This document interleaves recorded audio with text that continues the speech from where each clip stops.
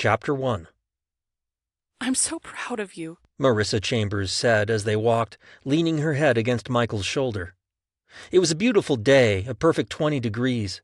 They walked through a grove, following a winding path to nowhere.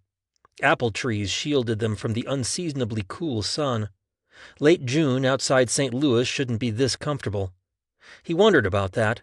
It shouldn't be warm enough for them to walk outside unprotected.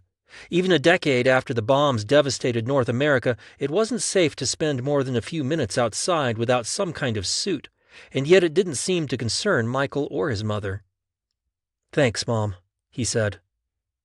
She lifted her head and issued a contented sigh, and Michael glanced down and over at her.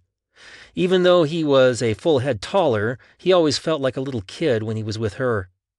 She'd always been so strong, so put together, willing to do whatever it took to help him realize his dreams. I mean it. She beamed at him. You're a doctor. You're going to do amazing things to help people. It's all because of you, Michael replied, shaking his head once slowly with sad eyes. You got me here.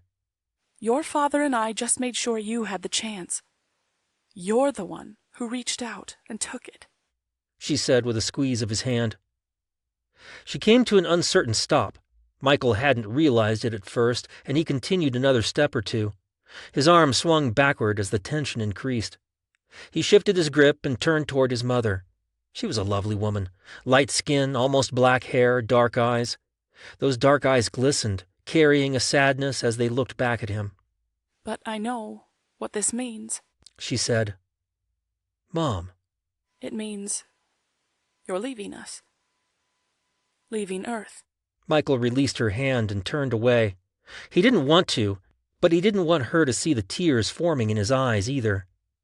His mother's fingers grazed his as he pulled away, as if she also didn't want to lose the touch. He walked away a few steps, his hands on his hips as he stared up into the branches of aged apple trees. I don't have to go, Mom, he said, his voice almost a whisper. Yes, you do. We both know you do. Michael turned back to her, tears tracked down her cheeks. He wanted to rush back over to her, hug her, and tell her he'd never leave her and Dad. But then he'd be throwing away everything they'd worked for, the chance to get off Earth. I could stay, he said louder, his voice pleading for her to agree. No, you can't. Marissa Chambers shook her head sadly.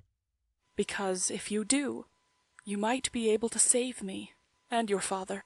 What? Michael asked, his brow furrowing in confusion. Her breathing started to labor, her chest heaving. She opened her mouth as if she couldn't get enough air. Her head drooped, and her back bent over slightly. She squinted as she tried to make sense of the sudden onset of extreme nausea. Mom, are you okay? He asked, and the question sounded stupid in his ears. Take me home, Michael. I don't feel well. Yeah, okay. She reached across her body and gripped her left arm with her right hand, massaging the backside of the flesh near her triceps. Her labored breathing increased as she pulled in short, shallow breaths and pushed them out just as quickly. She sank down to the paved path, her legs unwilling or unable to hold her upright anymore. A sheen of cold sweat coated her forehead. And Dr. Michael Chambers could do nothing.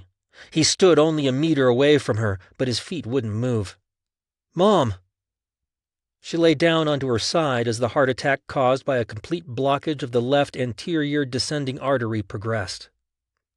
Michael reached out for her, but something prevented him from touching her. He wanted to support her, help her back home. He wanted to bend over her, lift her in his arms, and run her home.